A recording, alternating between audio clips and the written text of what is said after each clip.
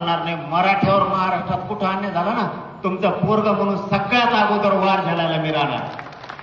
त्यामुळे तुम्ही त्यांचं टेन्शनच घेऊ नका आणि त्याला फक्त येऊ द्या, त्याला कधी बी येऊ द्या आणि महाराष्ट्रातल्या पंचायत कोपऱ्यात येऊ द्या. त्याच्याही नेत्याला महाराष्ट्रात फिरायचंच आहे. नेता ठाण्याचा त्यांनी आपल्यावरती वार केला की आपण बुडं सोडून द्यायच्या, फांद्या आणायचं बस झालं.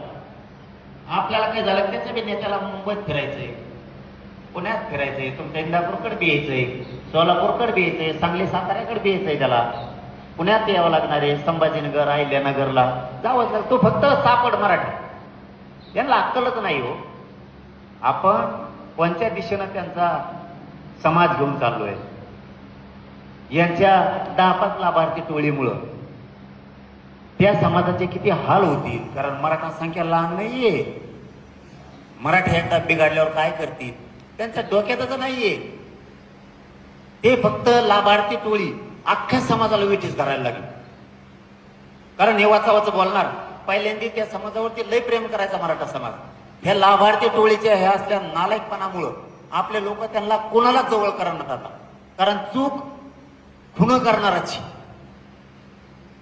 त्या लाभार्थी टोळीची कुणाचा पण खून करणार. आता मला परवा कळालं की त्या परभणीला शेणगावला धनगर समाजाचं पोरगच मारून टाकलं. लाभार्थी टोळीच. मी तिथल्या एसपीनं सांगितलं अटक करा ते कोण येते. नसता मी जर परभणीला तर परत बघा तुम्ही म्हणताल काय झालं. त्यांनी सांगितलं नाही, ती आरोपी अटक होणार. मी जातीवादी असतो असले कामच केले नसते ना, मी मराठीतच केले असते. फक्त महादेव मुंडेचं प्रकरण उचललं असतं का मी जातीवादी असतो तर. आई बहीण वाटली मला, माझ्या समाजाचे जे संस्कार आहेत, कोणाची आई बहीण असू द्या, तिच्यावर अन्याय झाला तर आपण तिच्या बाजूने उभा राहायचं, ही मराठ्यांची शिकवण आहे. होणार नाही. मराठ्यावर महाराष्ट्रात कुठं अन्याय झाला ना, तुमचं पोरग म्हणून सगळ्यात अगोदर वार झालेला मी राहणार. त्यामुळे तुम्ही त्यांचं टेन्शनच घेऊ नका आणि त्याला फक्त येऊ द्या, त्याला कधी बी येऊ द्या आणि महाराष्ट्रातल्या पंचायत कोपऱ्यात येऊ द्या. त्याच्याही नेत्याला महाराष्ट्रात फिरायचंच आहे.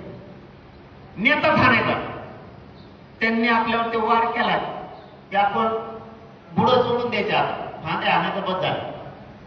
आपल्याला काही झालं त्याच्या बी नेत्याला मुंबईत फिरायचंय, पुण्यात फिरायचंय, तुमच्या इंदापूरकडे बी यायचंय, सोलापूरकडे बी यायचंय, सांगली साताऱ्याकडे बी यायचंय. त्याला पुण्यात यावं लागणार आहे, संभाजीनगर अहिल्यानगरला जावंच लागतं. तो फक्त